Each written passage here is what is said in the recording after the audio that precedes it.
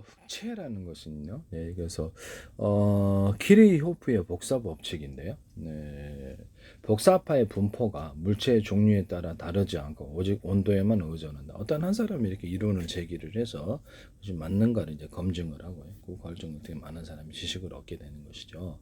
인류는 이렇게 많은 사람의 노력이 의해서 지식이 보태지고 해서 발전을 해온 것입니다. 어느 시점에 이것이 폭발적으로 이렇게 발달하는 있는 그런, 그래서 모든 사람이 지식을 갖게 될 때 보다 많은 사람에 의해서 보다 많은 다양성과 보다 놀라운 지식들이 나타나게 되는 것이, 오늘날 인터넷의 발달로 인해서 구글 같은 것이 있고 그래서 지식 전파에 매우 좋은데요. 그런 부분에서 제가 작은 기여를 하는 것이다라는 것을 말씀을 드립니다. 저도 이제 공부를 해나가고 있고요. 바닷가의 모래에 한날에 4분의 1과 10분의 1도 못한 이런 지식을 갖고 있다고 생각하기서 저는 겸손의 길을 끝까지 가겠습니다. 겸손의 극치를 한번 가보려고. 남들이 교만할 때 전 겸손의 길을 한번 끝까지 가보겠습니다. 계속해서 배워나가고 학습하는 이런 거. 이거 도박, 섹스, 도박, 쾌락 섹스 할 시간에 이걸 해서 조금씩 알아가는 이런 시간이 이게 또 재밌는 것 같아요. 그래도 다른 일도 하다가 재밌고 또 재밌게 놀다가 또 이렇게 또 공부하고 천천히 하나씩 지식을 증가시켜서 내적으로 성장을 하는 이런 여러분들이 되시기를 바랍니다. 그래서 육체를 단련은 저도 무술은 하는 육체를 단련은 좋지만 거기에는 한계가 있어요. 그래서 총 맞으면 죽거든요. 그래서 그건 퍼포먼스고 나 굿즈로 바꾸려고 전부 다 돈을 맞아도 죽고 릴리에도 죽고 여러 사람이 이길 수도 없어요. 그래서 지식을 발달시키면 과학기술을 통해서 많은 사람을 이롭게 하거나 인류에 도움이 될 수 있거나 점점 이렇게 지식의 세계로 발전한다는 게 이게 참 재밌네요. 한번 해보세요. 이것도 은근히 또 되게 게임하듯이 이렇게 재밌네요. 키리호프의 복사법칙 재밌어요. 조금씩 해보세요. 힘들게 시험 보는 것도 아니니까 시험 보기형 공부가 돼서는 안 되겠습니다. 네. 실제 실력을 갖추는 학교에서 공부가 실용적인 지식으로 가득하기를 바랍니다. 현실에 써먹을 수 있는 지식이 아니라면 학교에서 우리가 뭐하러 학교 다녀야 되는지 모르겠어요. 저 학교에서 뭐 배우는지 모르겠습니다. 근데 졸업하고 나서 혼자서 공부를 했으니까 시간이 흐르니까 좀씩 잘하네요. 과학도 혼자 공부하고 우리한테 거의 10건 제출했었는데 세금과 바이러스 곰팡이도 잡았습니다. 그래서 거의 대부분의 질병을 잡았다고 생각하는데요. 10분간 약초를 가지고 치료하는 우리한테 10건 지적자성 형성을 발표하는 거. 그래서 남의 농산물을 10년 정도 했는데 그래서 딱 가져가시는 수확물을 여러분들이 되시지 않으시길 바랍니다. 되게 부끄러운 짓이다. 여러분도 이렇게 재밌게 지식의 세계를 한번 탐구해 보세요. 내적으로 성장하는 이런 것은 재밌다. 남들과 놀 시간에 조금씩 공부하는 것도 재밌네요. 네. 놀 땐 놀고 이렇게 밝은데 화난 데서 노세요. 또 진심한 이상한 데 노시다가 또 어머니가 당할 수도 있으니까. 네, 키리호피의 복사법칙. 복사파의 분포가 물체의 종류에 따라 다르지 않고 오직 온도에만 의존한다. 한 물체가 뜨거워지면 열을 내는데 이를 복사라고 합니다. 고체에서 방출되는 복사를 조사하면 여러 가지 파장, 이렇게 또는 진동수를 가진 빛으로 구성되어 있다는 것을 알 수 있는데요.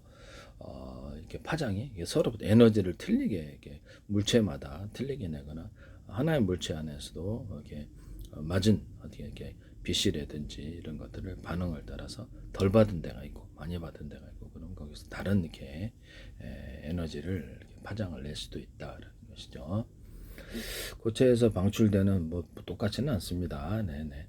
고체에서 방출되는 복사를 조사하면 여러 가지 파장 또는 진동수를, 이건 에너지를 낮게 받은 데는 이렇게 햇빛도 그러지 않습니까? 이렇게 낮게 이렇게 똑같은 태양이 날 때인데 그늘진 곳은 보다 시원하고 다른 데는 이렇게 뜨거우니까 거기서는 반사복사되는 이 에너지가 틀릴 수밖에 없는 것이죠.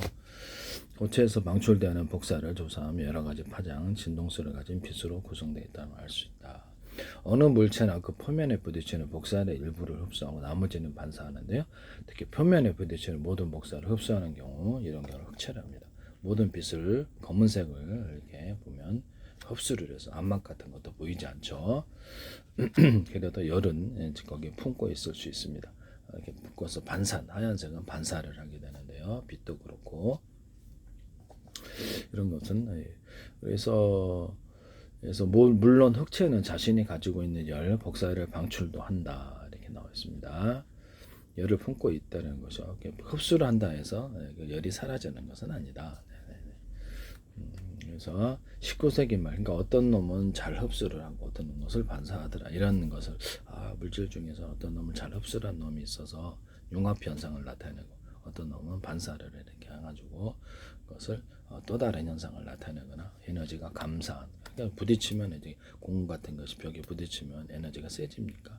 튕겨져서 나오긴 하지만, 그래서 강하게 반발하면 튕겨져 나오기도 하지만 맞은 다음에 툭툭툭툭 떨어지죠. 네, 얼마 못 가서. 그래서 둘이 에너지가 부딪히지 않으면 공이 멀리 나갈 수 있는데 부딪혀갖고 에너지가 감소해서 떨어진다. 이렇게 생각하시면 되겠습니다. 융합과 이게 감소가 있을 수 있구나. 에너지를 얻어가지고 좀 더 많은 열을 발산을 하거나 그래서 전자기파를 발생할 수도 있는데 그렇지 않고 좀 낮은 에너지 상태로 변화되거나 낮은 전자기파를 발생을 시키거나 낮아지게 될 수도 있구나 이렇게 생각하시면 되겠습니다. 뜨거운 물이 찬물과 만났을 때 이것을 두립해서 순간적으로는 강하게 이렇게 러시아 극지방에서 이렇게 극과 극 이렇게 뜨거운 보온병에 물을 턱 뿌렸더니 확 그냥 개편해서 이렇게 폭발하는 현상처럼 이렇게 확산이 되더라. 갑작스럽게 유리잔에다가 뜨거운 물을 담았더니 찬물을 갖다 틀었더니 확 깨져버리더라. 그래서 둘의 에너지 충돌로 인해서 이렇게 깨지는 현상이 나오더라.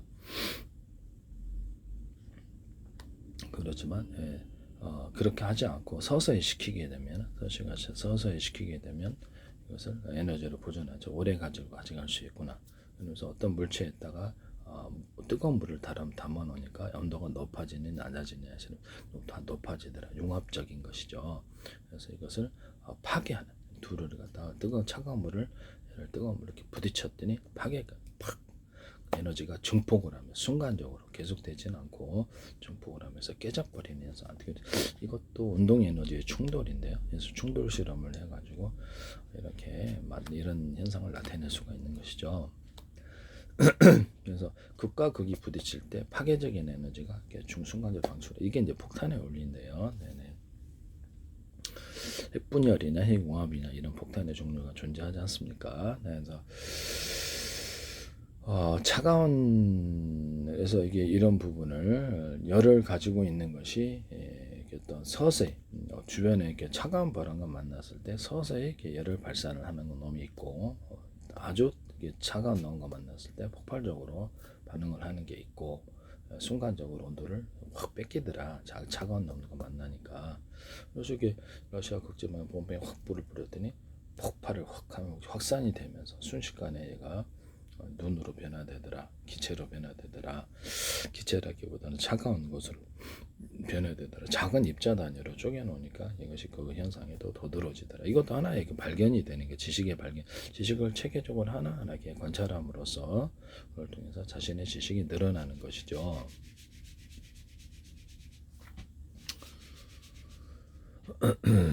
이렇게 해서 19세기 말 물리학자들은 흑체에서 어떻게 여러 가지 진동수를 가진 흑체에서 복사하거나 물체 표면에 빛이 많이 도달하거나 열이 나오는 정도가 틀리면 그 에너지 정도가 틀린 전자기파가 나온다. 그런 복사가 나온다. 이렇게 생각하시면 되겠습니다. 빛을 많이 받은 쪽은 이렇게 좀 더 강한 에너지가 튕겨져 나오는, 빛을 적게 받은 쪽은 에너지를 적게 가지고 있으므로 적은 에너지를 낸다. 종류가 틀린 게 나오는구나. 이렇게 이들은 표면의 온도와 어떤 관계가 있는지 많이 연구하였고 복사로 연구로부터 양자론이 시작되었다. 이런 흑체에 대한 연구의 시작은 1850년도부터 생각할 수 있다. 이렇게 해서 키르이호프는 1859년, 이게 1960년째 흑체 복사의 강도의 분포는 벽의 물질이나 빈 구멍의 모양 크기와는 상관이 없고 오직 온도와 빛의 파장에만 관계된다는 것을 밝혔다. 즉 같은 온도로 달구어진 물체는 돌이든 쇠든 방출하는 빛의 분포가 똑같다. 이렇게 나와 있습니다. 그래서 그래서 이것이 그 당시에는 이렇게 기본적 이론은 개념은 형성했지만 완벽히 정확한 것은 아니랍니다. 키리호피가 복사 법칙을 발견했어요. 발견했는데 그 다음 사람이 이제 이렇게 또 발견을 해가지고 이게 보태죠. 맥스웰의 전 캐리스 어떤 사람도 지식을 갖다가 이렇게 저렇게 짜가지고 어떤 그 스터디 뭐 이런 걸 통해서도 지식을 융합을 했을 때 좀 더 새로운 이론이 나오는 걸 알 수가 있는데요. 혼자보다는 다수입니다. 그래도 자기가 챙겨야 될 건 자기가 챙겨야죠. 공동 연구를 해서 내 연구를 뺏기면 안 되는 부분이기 때문에 저는 제 것을 챙기는 그런 것을 선호합니다. 열복사 문제를 맥스웰의 전자기학과는 별개로 지금 공동 연구할 건 하고 제 건 제 거로 두 가지를 다 챙기면 참 좋잖아요. 아름답죠. 열복사 문제를 맥스웰의 전자기학과는 별개로 취급되는데 당시의 이론 물리학 수준으로는 키리호피의 복사 법칙을 정확히 기술할 어려움이 있었다. 그래서 요제프 슈테만 1879년 오스트리아 물리학자가 실험적으로 전체 복사 에너지가 절대 온도의 4제곱에 비례한다는 사실을 발견하였다. 그래서 1880년 오스트리아 물리학자 루트비 볼츠만이 슈테반의 공식을 맥스웰 방정식을 사용하여 유도하였다. 이 법칙을 오늘날 슈테반 볼츠만 법칙으로 나온다. 이렇게 해서 1888년 하인리 헤르츠가 전자기파의 존재를 발견한 뒤에 많은 사람들은 가시광선의 열복사의 맥스웰의 전자기 법칙을 적용하기 시작할 수 있었다. 이렇게 공식은 몰라도 돼요. 저는 몰라도 잘만 개발합니다. 네. 공식은 컴퓨터에 맡기자. 수학 계산을 갖다가 내가 100년 동안 해야 될 거를 여러 사람 수천 명이 틀리면 어쩌죠. 100년에 다시 또 시작해야 되는데 컴퓨터는 1시간 만에 정확히 계산해낼 수 있어요.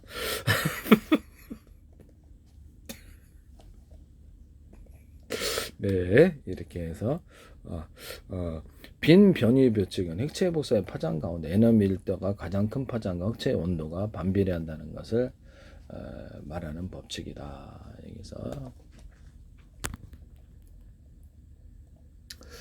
그래서 여러 에너지를 많이 품고 있는 부분이 있고 그렇지 않은 부분이 있다라고 말씀을 드렸는데요.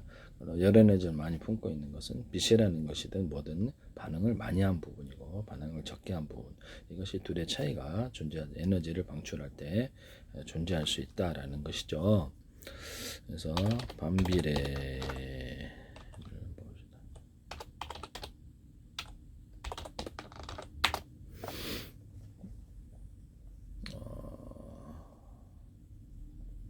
반비례라는 것은 한쪽 양이 2배, 3배로 증가할 때 다른 쪽 양이 2분의 3분의 줄어든다. 이렇게 한쪽의 양이 많아지고 커질 다른 한쪽은 적어지거나 이렇게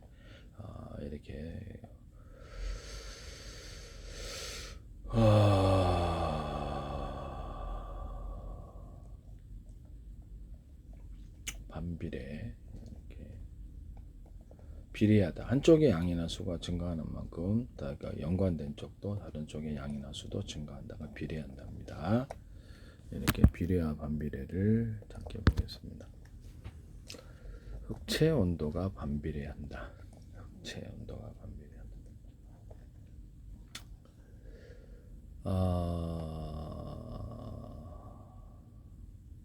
온도가 높으면 그만큼 순간적인 거기 때문에 그래서 뺏기는 양이 많아질수록 그에 따라서 파장이 큰 보면 이렇게 LED 전등 같은 것도 보면은 한쪽에는 그 금속에 이렇게 불순물이 섞여 있는 것과 이게 지금 에너지 차이를 해서 에너지가 전도가 된다 했을 때 순간적으로 이렇게 높은 열이 일어나거나 이게 LED 등은 열이 아니라 빛 반응으로 나타나죠. 필라멘트는 가열을 하면 전기가 가열을 하면서 열으로 인해서 빛을 바뀐다면 이것은 열이라는 과정이 없이 곧바로 빛으로 확 바뀌는 과정이다 하겠습니다. 재밌죠. 그래서 이거를 어떻게 발견해냈을까라는 생각이 들기도 합니다.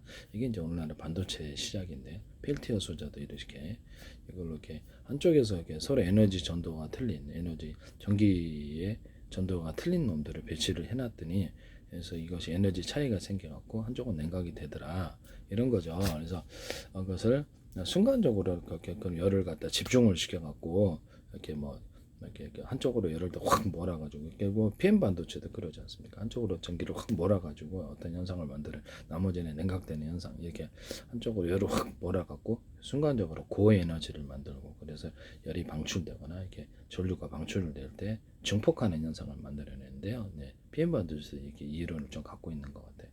거기서 고에너지를 만들어낼 수 있다는 것이죠. 한 군데 이렇게 다 몰아준다 이거죠. 한 군데.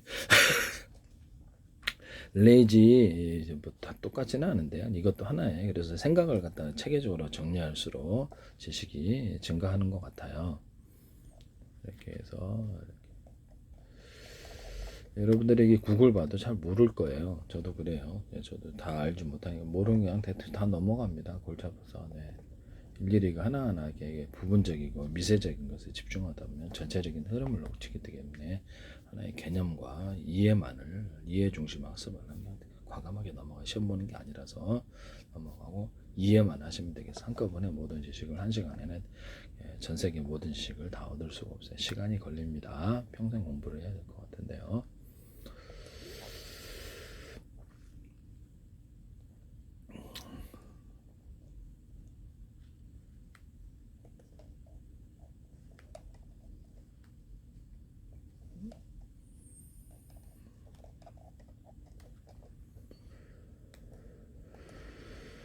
에너지 방출에 대해서 잠깐 볼게요. 그리고 동영상 마무리하겠습니다.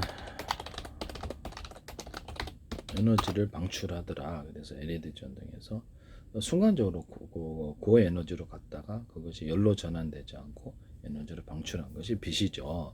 그래서 어떤 것에 대해서 집중을 시켜주고 PM 반도체도 한쪽으로 이렇게 전류를 증폭을 시켜주는 현상을 발견했는데요. 지금 이게에서 PM 반도체 원리죠. 전부 다 이걸 또 발견해낸 것도 대단하네요. 네네. 이게 이제 반도체인데요. 에너지 방출의 원리는 주로 물질의 화학적 변화나 상태 변화 시 반응물의 에너지 준위가 생성물의 에너지 준위보다 높아가지고 이렇게 그 에너지 차이만큼 에너지를 순간적으로 탁 한쪽으로 몰아줬더니 두 개를 반응시켰더니 확 올라가더라. 그다음에 순간적으로 이것이 순간적인 거라는 거죠. 일시적인 것. 자유전자가 열을 갖다가 받았더니 그래서 들뜨더라. 이렇게 탁 이렇게 아래로 이렇게 올라가가지고 이렇게 액체가 기체가 될 수도 올라가잖아요. 뭐 그런 식으로 해서 운동 에너지를 얻어가지고 고에너지 상태인데 그것이 빛으로 방출되거나 열로 방출되거나 이렇게 한다는 거죠. 이해가 가시죠?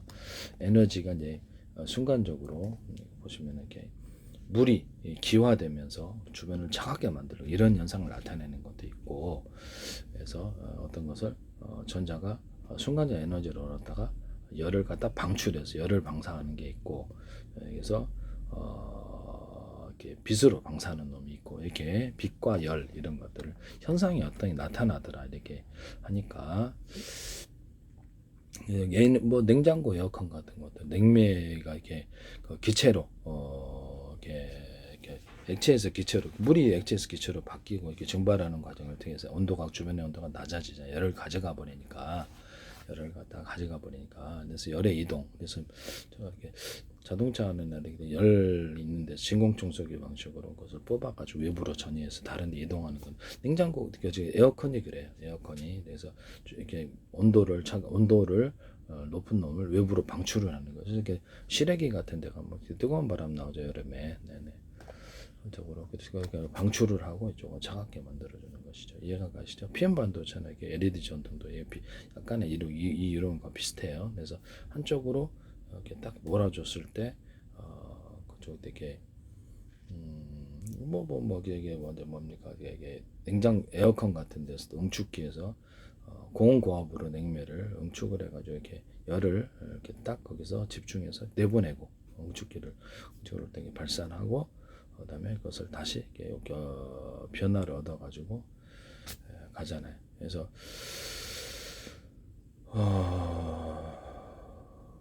그래가지고 되게 압축기를 통해서 다시 압축해가지고 압축이 아니라 갑자기 까먹었네. 머리 생각이 안 나네.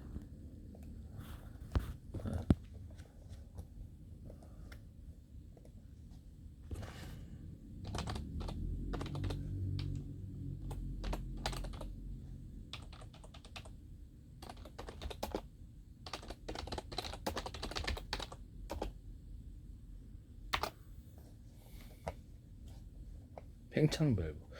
갑자기 생각이 안 나서 아는데 이게 이름이 생각이 갑자기 안 나.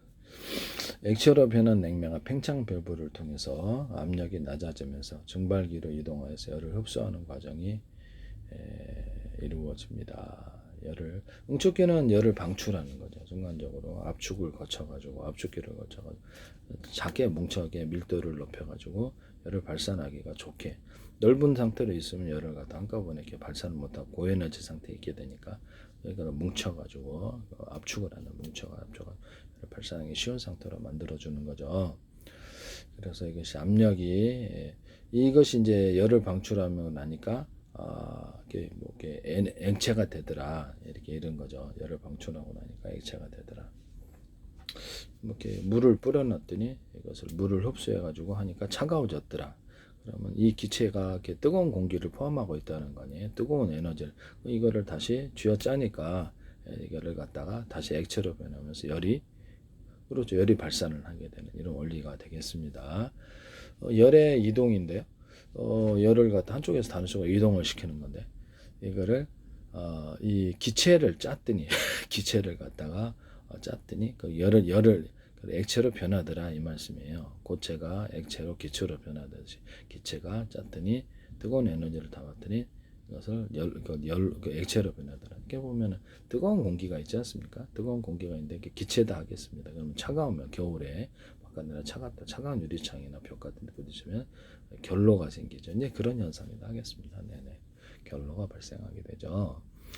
액체로 변한 냉매가 팽창법을 통해서 이게 압력이 낮아집니다. 압력이 낮아져서 여기 액체를 잘게 쪼갠다는 게 압력을 낮추는 게, 액체를 잘게 쪼개서 팽창벌브를 통해서 뻥튀기 한다는, 뻥튀기, 액체를 뻥튀기 해서 증발기 해서 이렇게 해가지고 이렇게 물이 이게 증발을 하면서 여기서 있는 열을 이렇게 흡수를 해서 다른 데로 이전하죠. 그 상태를 만든다는 거죠. 뻥튀기를 한다는. 액체로 변한 냉매와 팽창벌브의 압력이 낮아지면서 뻥튀기를 하면서 이게 기체로 이제 변하는 과정이 증발기로 이동해서 열을 흡수하는 과정이 이루어진다. 그래서 이렇게 해가지고 증발기에서 이렇게 해서 열을 뺏게 되는 것이죠. 열을 뺏어서 시원한 바람이 이렇게 시원한 상태가 되면 그거를 다시 송풍기를 통해서 불어주는 것이죠.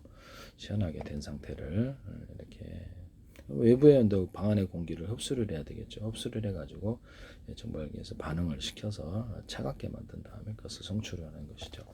그러면 응축기에서 열을 외부로 방출할 때 그 외부 열은 실외기 같은 데 가가지고 실외기 같은 데 가서 방출이 되는 이런 부분이다 하겠습니다. 네네. 그래서 한 군데로 열을 몰아줘 가지고 압축을 통해서 몰아줘 가지고 하는 게 이게 PM 반도체에서도 나타난다, 이 말씀이죠. 네, PM 반도체에서도 이렇게 해서 에너지의 방출을 만들어내는 게 LED 전등에서도 아마 그런 것 같은데요. 그래서 서로 에너지 단위가 틀린 놈들 한쪽으로 탁 몰아주니까 그로 인해서 고에너지가 열은 발생하지 않으면서 빛이 나는 게 어떻게 발견했는지 모르겠어요. 신기하게. 그래서 그것이 에너지로 이렇게 바뀔 때 열이 이렇게 비슬한 형태로 바뀌더라, 이런 거죠. 네네. 한쪽으로 이렇게 몰아주느냐, 이렇게 안 해주느냐의 차인데요. 그래서 고온 압축을 하면 한꺼번에 몰아주는 거죠. 그래서 이렇게 한꺼번에 압축을 한다. 이것도 압축을 해가지고 PM 반도체도 몰아주니까 이렇게 이런 현상이 나오더라. 그래서 전기를 몰아주니까 중폭의 과정을 거치더라. 그래서 이렇게 한꺼번에 열을 몰아넣으니까 나머지는 차가워지더라. 네, 그렇죠. 일대 소자. 네, 그런 현상을 우리가 볼 수가 있는 것이죠. 팽창밸브 이렇게. 그래서 이런 부분을 말씀을 드립니다. 열의 발산에 대해서 잠깐 봤습니다. 에너지 방출의 원리, 이런 부분을 약간 비슷하지 않느냐라는 생각이 들거든요. 그래서 여러 가지 다양한 지식을 갖고 있으면 융합적인 지식이 되는 것 같아요. 그럼 이런 걸 통해서 우리가 기초 이론을 알 수 있게 되는 것이죠. 과학적인 기초 이론을 알게 되고 이제 기술 개발하는 토대가 되겠습니다. 이런 시간도 의미 없지는 않아요. 왜냐하면 돈으로 바뀌어지면 희열이 있을 수 있으니까. 그래서 에너지 방출은 한 군데로 이렇게 몰아주니까 압축을 해서 작은 단위로 만들어줘 가지고 에너지 방출하기 쉽게 만들어주는 것이죠. 작게 한꺼번에 몰아주니까 에너지가 방출하거나 빛으로 바뀌거나 열로 바뀌거나 이렇게 해서 할 수가 있습니다. 네네. 에너지 방출이 쉽더라. 그다음에 액체도 열을 담을 수 있잖아요. 물 끓이면 뜨거운 물이 있고, 그다음 공기도 뜨거운 공기가 있을까요? 그래서 에너지를 많이 담을 수가 있어요. 그렇지만 고체 같은 경우는 뜨거운 에너지가 아니라 차가운 에너지를 보다 많이 갖고 있는 상태다 하겠습니다. 이렇게 해서 뜨거운 에너지를 갖고 있느냐, 차가운 에너지를 갖고 있냐 이것을 따라서 또 용도가 틀리죠. 차가운 에너지를 갖다가 액체를 이제 서서히 고체로 변화시키는 과정에서 탄산이다. 그러면 탄산화 같은 것, 이산화탄소 같은 뭐 이런 것들을 그래서 저장하기가 쉬운 상태가 되겠죠. 저장하기가 쉬운 상태가 되고 이거를 모든 가스 형태를 이렇게 액화시켜가지고 저장해가지고 수송선을 통해서 천연가스가 됐든 이동을 해옵니다. 네네. 그래서 이산화탄소도 이렇게 액화의 과정을 통해 이렇게 액화를 통해서 온도가 낮아질수록 많은 저장이 이루어지고요. 그것이 냉장고에서 이렇게 딱 나오잖아요. 그럼 온도가 높아지잖아요. 그럼 이산화탄소가 탈출하는 현상이 일어나게 됩니다.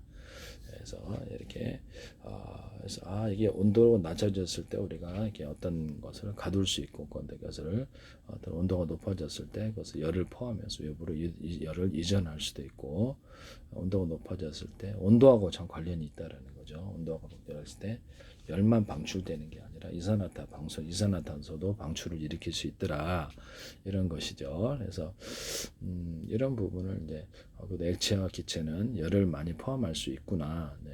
근데 고체는 조금 이렇게 차가운 에너지를 좀 더 많이 포함할 수 있고 고체도 이제 금속 같은 거나 돌 같은 거는 차가운 것을 에너지를 함유할 수도 있고 뜨거운 에너지를 포함할 수도 있어요. 둘 다 달궈진 자갈 같은 거 화목난로에 넣거나 태양열 조리기가 또 넣어가지고 제가 한다고 말씀을 드렸죠. 열을 거기 축적을 해가지고 바닥 난방도 보세요. 콘크리트 약간 돌이죠. 그래서 거기다가 축적하거나 자갈을 넣어갖고 축적하거나 이렇게 하거든요. 그래서 축적이 되겠습니다.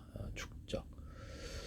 이런 부분을 말씀을 드립니다. 저도 이렇게 여기다가 이렇게 이렇게 콘센트에다 오돌도털하게 금속을 넣어주면 이게 축적이 된다, 전기가 축적이 된다 이런 이제 여기서 나온 것이죠. 축적이 돼서 이렇게 금속 배터리, 금속 구리줄을 그어주면 여기다 축적이 되어서 보다 없는 살리면서 전기를 갖다 이렇게 자꾸 고장이 난다 이러면서 구리줄을 그어주자 오돌도털하게 만들어 밴딩식으로라도 금속을 추가해 주니까 그게 축적이 되더라. 이런 부분을 말씀을 드렸죠. 이런 데라든지 화목난로 같은 데서 그래서 이렇게 축적이 되더라. 삼성전자에서 그걸 하시더라고. 그래서 내가 참 놀랐는데요. 존스 홉킨스 저기 네이처 연구에서 자기네 기술이라고 그러는데 어이가 좀 없었는데